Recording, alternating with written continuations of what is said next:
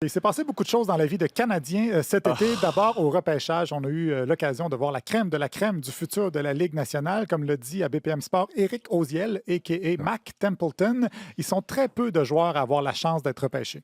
Peu d'appelés, beaucoup d'élus, peu d'appelés, on le sait. Exactement l'inverse. Mais la belle surprise de ce repêchage, c'est que le Canadien a réussi à mettre la main sur le Russe Ivan Demidov. Jean-Philippe et moi jubilions à ce moment-là. Absolument. D'ailleurs, si vous voulez aller regarder sur le site du Canadien de Montréal, ils ont mis le mini-documentaire de 30 minutes sur ce qui s'est passé lors du repêchage. Moi, ça me donne des frissons. Pour vrai, je vais essayer. Je vais tenter l'expérience. Ah ouais, allez-y. Oui, j'ai regardé ça hier. Ils ont manqué de l'échanger, leur 5e choix. S'il n'y avait pas Demidov, ils l'échangeaient. Sapristi. Je le sais, c'est passé des choses. Tout le monde s'en Mon sert. Dieu, on attend juste Mario Langlois qui arrive, puis on vous laisse. Merci. Non, c'est Jean Saint-Onge maintenant, Radio-Canada. C'est le seul employé des sports maintenant. Ah non, mais je parlais de Cogeco.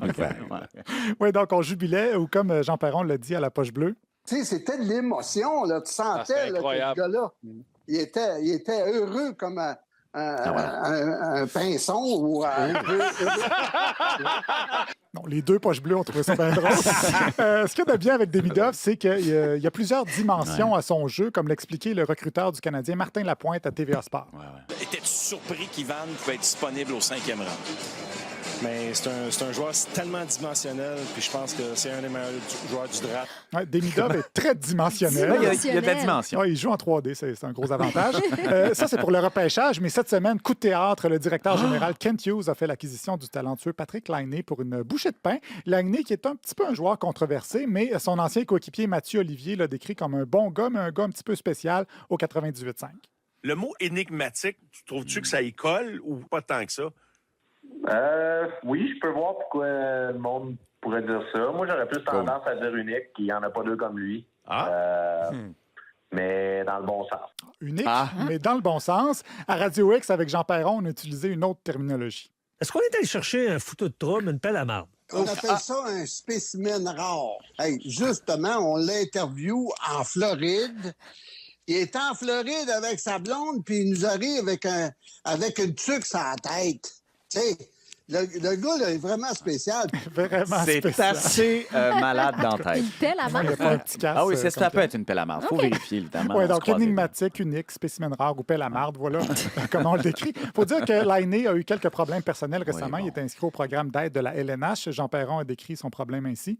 On a un gars qui a un problème mental. Comment il disait ça, là, Messier, dans l'ancien compte? La force du mental. Ouais, c'est ça.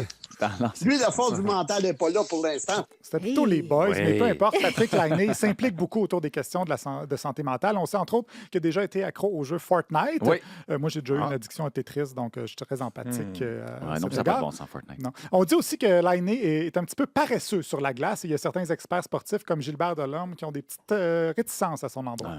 Ça a été quoi ta première réaction quand tu as entendu que Patrick Laine s'en venait à Montréal?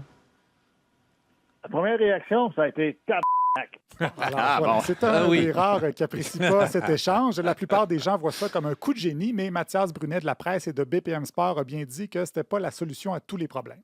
Fait qu'évidemment que si Laine était la 7e merveille du monde, je ne sais jamais si c'est la 7e ou la 9e, mais peu importe, vous comprenez, il n'aurait pas été changé. C'est exactement entre les deux. Mathias, c'est la 8e merveille du monde. Mathias Brunet, qui en passant anime un balado sur les espoirs du repêchage avec Simon Boisvert.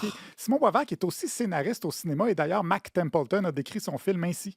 Son film va sortir très bientôt, au mois d'août, Charlie Tango, avec entre autres plusieurs grands acteurs du Québec, mais aussi David Lahaye. C'est une blague ou on ne sait pas? C'était involontaire. Bref, on ne saura pas si cet échange-là en valait la peine avant la fin du contrat de Laine dans 2 ans. À ce moment-là, on pourra faire le post-mortem, ou comme disait Elisabeth Rancourt de TVA Sport à propos d'un autre échange. C'était le genre de joueur dont vous avez un besoin. Oui. Quand on fait le postpartum de tout ça, est-ce que vous vous dites, pour nous, c'était un pari peut-être risqué? Donc, vous avez un besoin. C'est moi qui vous l'aviez envoyé, celle-là. Je suis vraiment content. C'est la première fois en 10 ans.